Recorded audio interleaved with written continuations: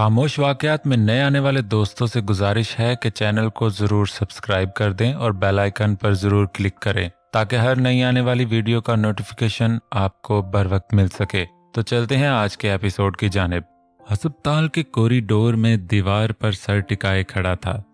नजरें साकत से छत पर लगे सफ़ेद लाइट पर ठहरी थी, जैसे उसकी तेज चमक से लड़कर अपनी आंखों की तकलीफ में अपने दिल में उठता दर्द भूल सके, जो कि नामुमकिन था।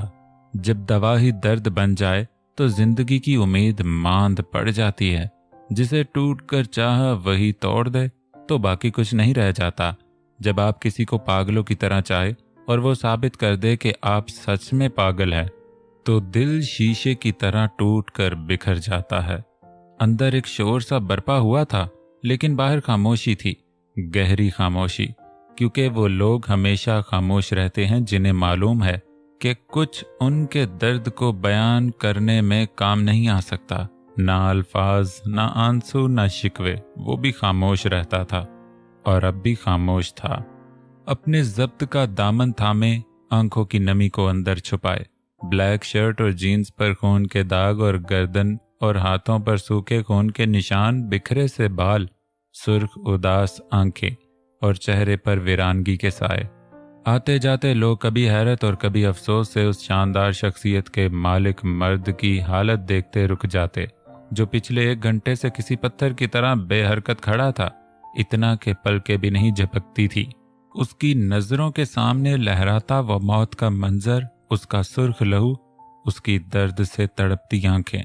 सारे रास्ते वो उसे खुद में भींचे, उसकी पेशानी से पेशानी लगाए, उसके चेहरे को अपने आंसुओं से भिगोता अल्लाह से दुआ करता रहा था कि दोनों जानों को कुछ ना हो। बस उसकी किसी एक नेकी के सदके अल्लाह उस पर रहम कर दे, उसकी गलतियों की सजा उस सूरत ना दे। लेकिन शायद तकदीर में भी अब इम्तिहान बाकी थे। डॉक्टर ने उसकी बेचैन तड़पती आंखें देखकर सर झुकाए माफ़ी मांगते उसके नुकसान की खबर सुनाई थी। वो खुशी जिसे महसूस करने के लिए सिर्फ चंद लम्हे नसीब हुए थे, उसका जख्म जिंदगी भर के लिए दिल और रूह पर लग चुका था। ऐना के सर और पैर पर हल्की हल्की सी चोटें आई थी, जबकि शाहज़ेन के दिल पर जख्म गहरे पड़े थे। वो एनेस्थीसिया के जेरे असर बहुत गहरी नींद में थी। उसे तो कुछ तक पता नहीं था। सब कुछ तो उसके हिस्से में आया था। कयामत तो सिर्फ उस पर गुजरी थी। शायद उसके साथ मौजूद था, लेकिन जानता था किसी तौर भी ना उसे तसल्ली दी जा सकती है, ना उसका बोझ हल्का किया जा सकता है। खामोश तमाशाई बनकर बैठा था, उसकी किसी भी बात से अनजान नहीं था। जानता था उसके दिल में छुपी हर बात को, और महसूस करता रहा था कि कैसे हर बार ही जिंदगी ने उसे पूरी कुव्वत से आजमा कर बार बार तोड़ा था। शदीद झटका तो उसे तब लगा जब डॉक्टर ने 4 घंटों बाद उसके होश में आने की खबर देते उससे मिलने की इजाज़त दी, और शाहज़ेन ने बेहद इत्मीनान से कहा कि उसे इस बारे में मालूम नहीं होना चाहिए कि वो प्रेग्नेंट थी और उसकी प्रेगनेंसी टर्मिनेट हो गई है। डॉक्टर और शाहद के साथ अंदर आते रेशम और शाहवेज ने भी उसे हैरत से देखा। वो पागल था या बेवकूफ़, जो इतना कुछ सह कर भी वही गलती करने जा रहा था जो उसकी ज़िंदगी तबाह कर रही थी। एक बार फिर वो अकेले दुख झेल के उसे बचा रहा था, ये जानते हुए कि उसके हिस्से में सिर्फ नफरत आएगी। एक बार फिर वही कदम उठा रहा था जिसने उसकी जिंदगी में उसकी खुशियों में तबाही मचाई हुई थी। क्या अब भी उसे कोई कसर बाकी नजर आ रही थी, जो वो खुद से ज्यादा उसके बारे में सोच रहा था? एक और बार सब खुद झेल के उसे महफूज रख रहा था। This is not possible mister Malik. Doctor ने हैरानी और परेशानी से उसे देखा।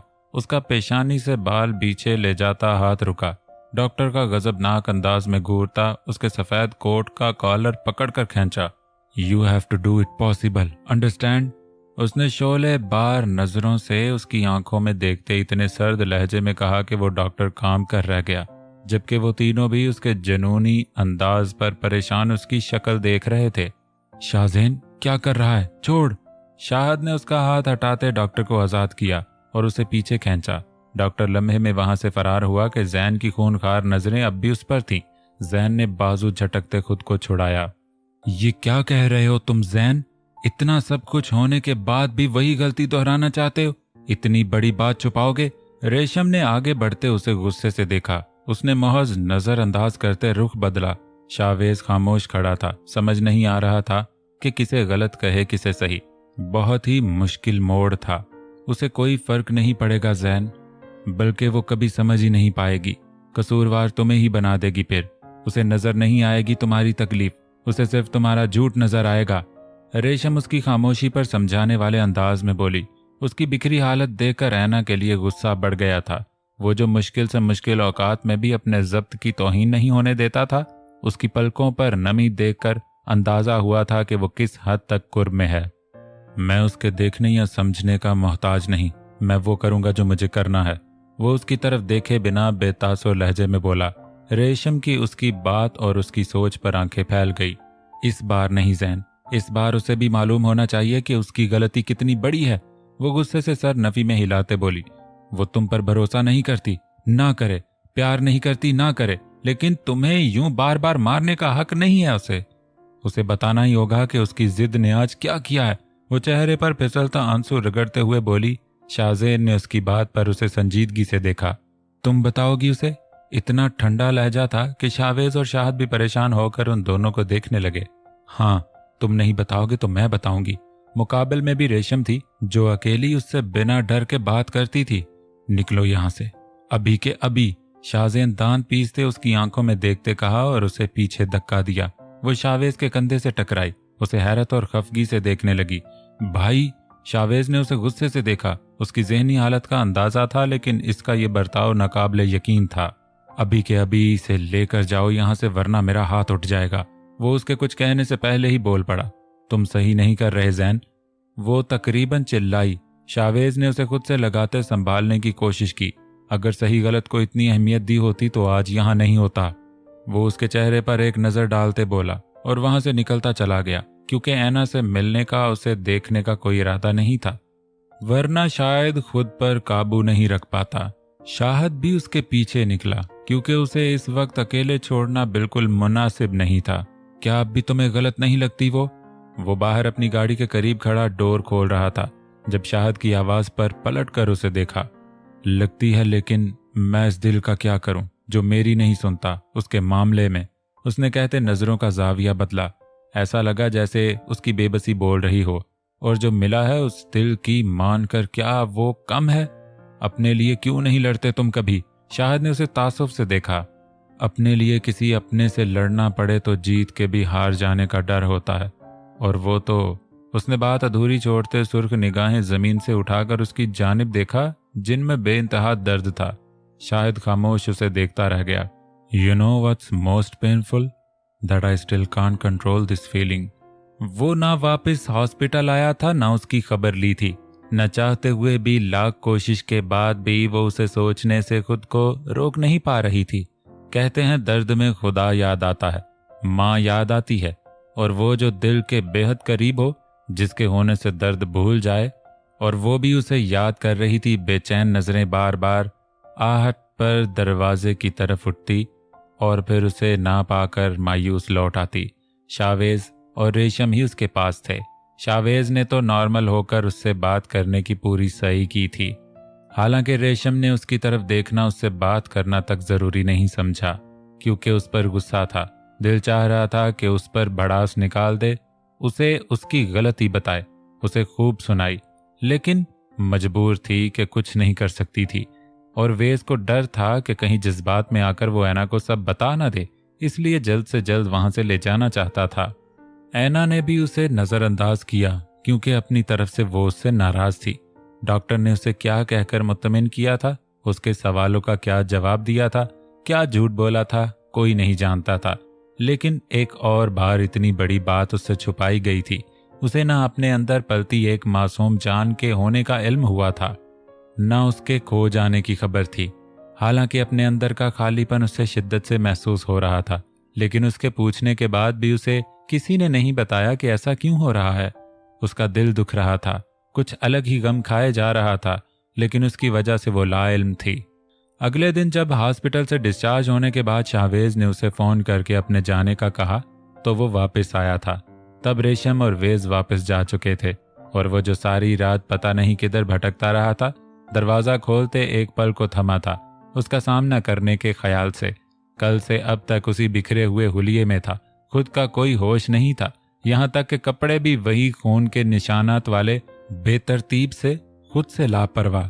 मैं ठीक हूँ, मामूली सी चोट आई है और कुछ नहीं। वो अंदर आया तो बेड पर सर टिकाए बैठी किसी से फोन पर बात कर रही थी। चेहरा टेरेस की तरफ था और ध्यान मोबाइल पर, इसलिए उसके आने का एहसास नहीं हुआ। वो बिना आहट लिए चलता आगे बढ़कर ड्रेसिंग के सामने आया और शर्ट के बटन खोलते हुए आईने में अपने अक्स को देखने लगा। बस पता नहीं, कुछ अजीब सा लग रहा है, जैसे कुछ खो गया हो। बहुत खाली खाली सा महसूस हो रहा है। वो अपनी धुन में धीरे से जवाब दे रही थी, शायद दादी साहब या चाची को। शाज़ेन का हाथ एक पल को रुका। उसकी आवाज में घुली नमी और लहजे का बोझलपन दिल को किसी गहराई में ले गया।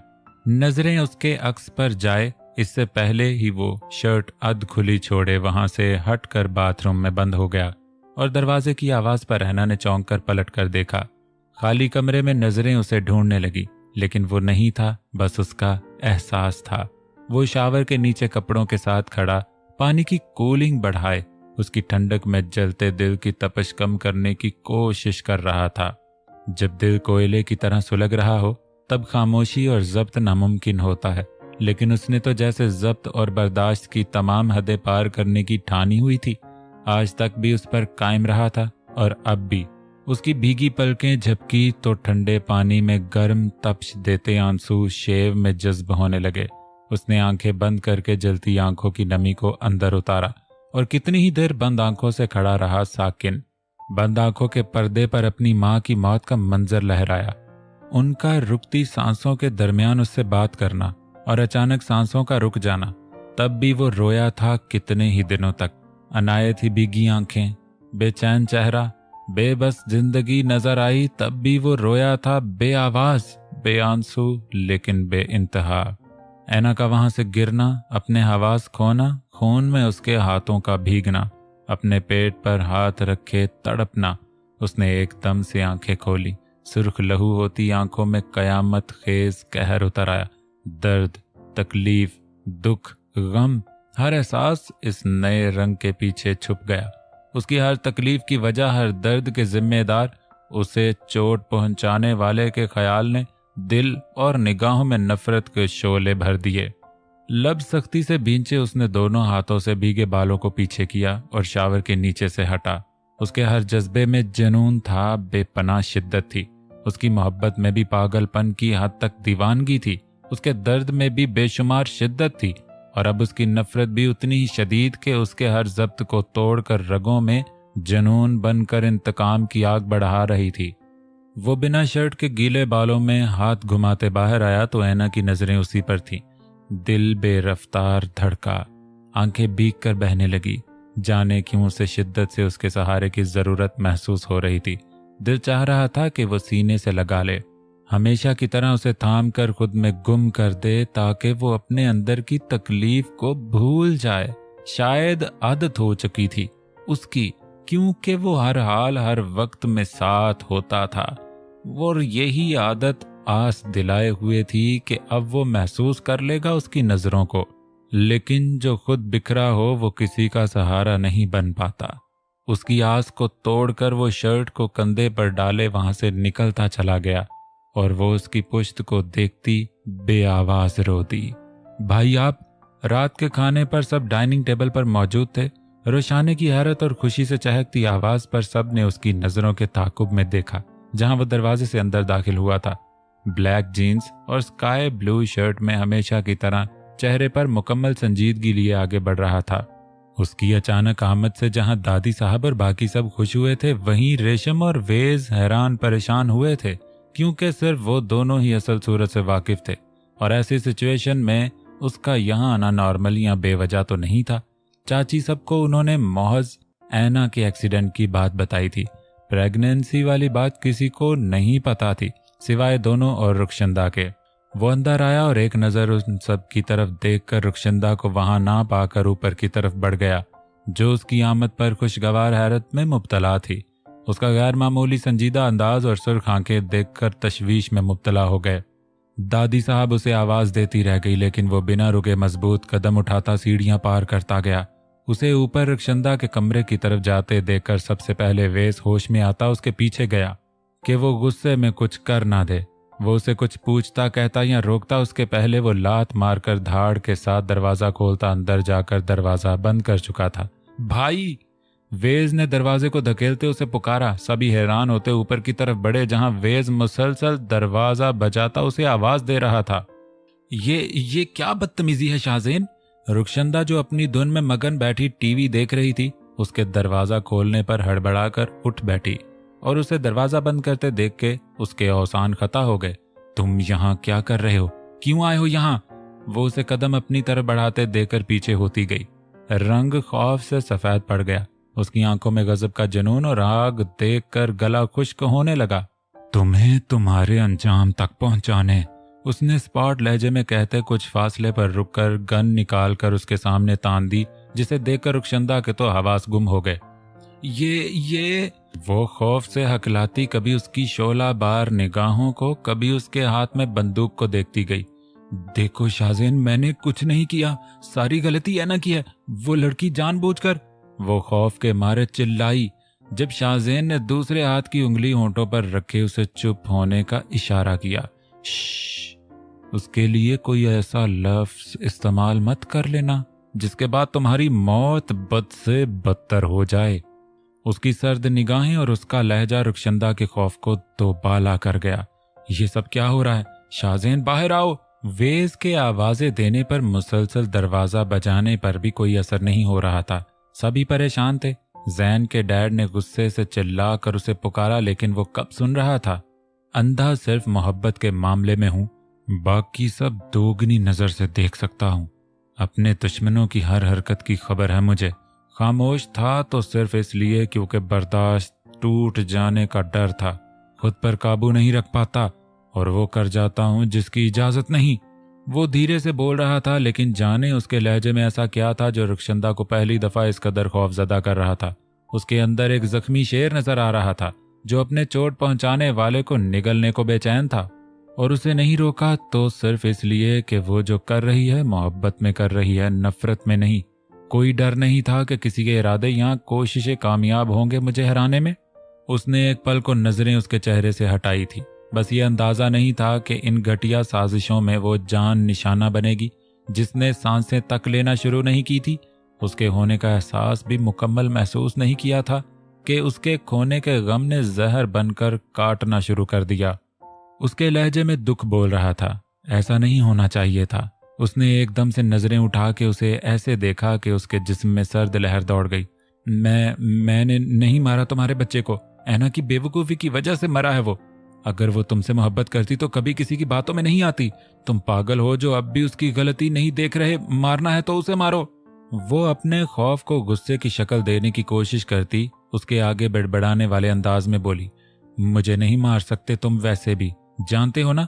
अचानक ही कमीनगी से मुस्कुरा कर कहने लगी, हालांकि आंखों में अब भी खौफ था। जानता हूं। शाहजेन ने बेबसी से कहते बंदूक नीचे की तो रुखशंदा को लगा तीर निशाने पर लगा है। वो रिलैक्स होकर मुस्कुराई। मेरी माँ ने बहुत बुरा किया मेरे साथ। कोई माँ ऐसे दुख नहीं देती जो मेरी माँ ने दिया। वो नजरें जमीन पर जमाए बोला, अंदाज रूठे हुए बच्चे जैसा था। अपनी आखिरी सांसों में मुझे अपनी कसम से बांध दिया कि उसके कातलों को माफ कर दूं। मुझे जिंदगी भर की बेसुकूनी दे दी अपनी कसम देकर। जब जब मैंने तुम्हें देखा मेरी जिंदगी जहर होती गई। तुमने मेरी बहन को बर्बाद किया। मैं कुछ नहीं कर पाया, बस तड़पता रहा। तुमने मेरी माँ की जान ली, जानते हुए भी तुम्हें जिंदा छोड़ दिया। खुद को अपाहज तस्वुर किया, मरता रहा। तुमने रेशम को जख्म दिया। मैं खामोश तमाशाई बना रहा, बस चलता रहा।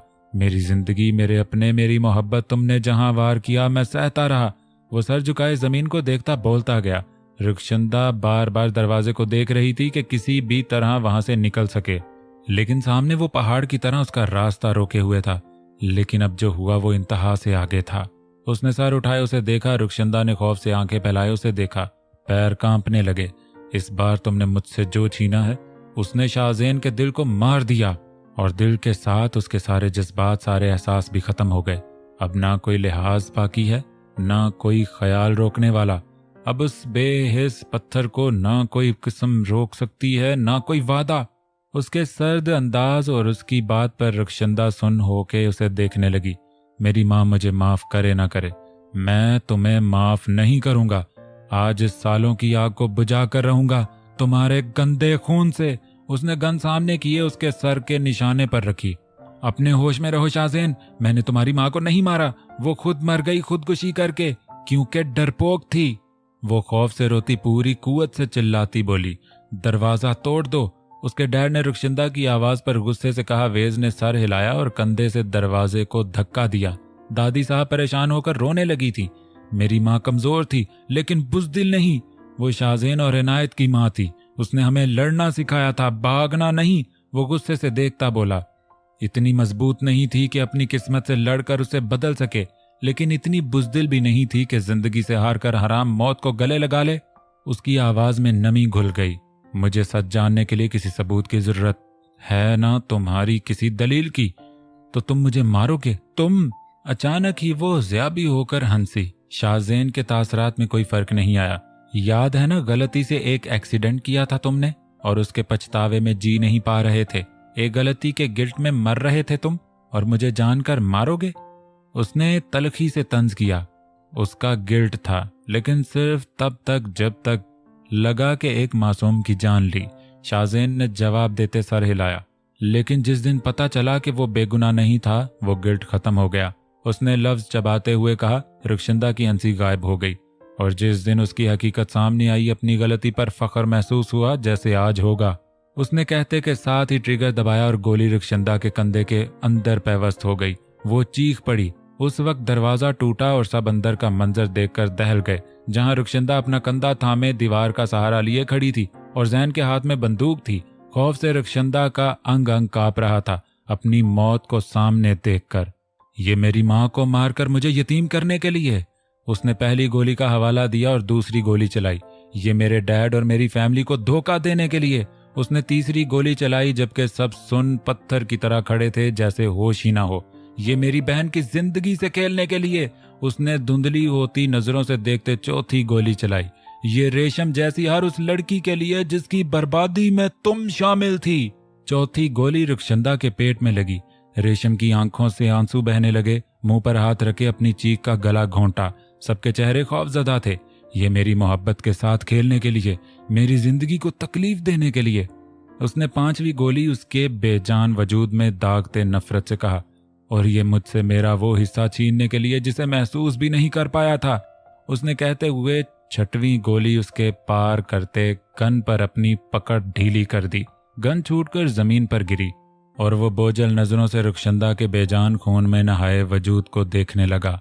उसकी जान तो 2 गोलियों में ही आजाद हो चुकी थी, लेकिन वो उसके बेजान वजूद को छलनी करता रहा था जब तक दिल की भड़ास न निकल गई। उसकी आंखों के सुर्ख किनारे भीगने लगे। उसे मारने का कोई गम नहीं था, लेकिन अपनी माँ की कसम तोड़ने का दुख जान ले रहा था। वहां मौजूद हर फर्द को जैसे सांप सूंघ गया था। सबके होते भी खामोशी थी। मौत का सा सन्नाटा छाया था। किसी के पास कहने को कुछ नहीं था। उसने हाथ की पुश्त से दाएं आंख को रगड़ते पलटकर अपने बाप को देखा, जिनकी नजरों में हैरत, अफसोस, बेयकीनी, दुख, गम, जाने क्या क्या था। वो उनसे नजरें चुराता आगे बढ़कर उनके सीने से लग गया। वो जो सालों पहले अपने बेटे को खो चुके थे, वो जो सालों से उसकी जुबान से डैड सुनने को तरस चुके थे, वो जो उनसे कभी नजर मिला के बात नहीं करता था, आज उसका यूं बेटा बन के अपने बाप का सहारा लेना वहां मौजूद हर किसी को सांस रोकने पर मजबूर कर गया। उन्होंने उसे दोनों बाजुओं में समाये आंखें बंद करके अपने आंसू जज़ब किए और वो चंद पल उनके सीने से लगे बिना कुछ कहे खड़ा रहा और फिर अलग होकर बिना रुके वहां से निकल गया।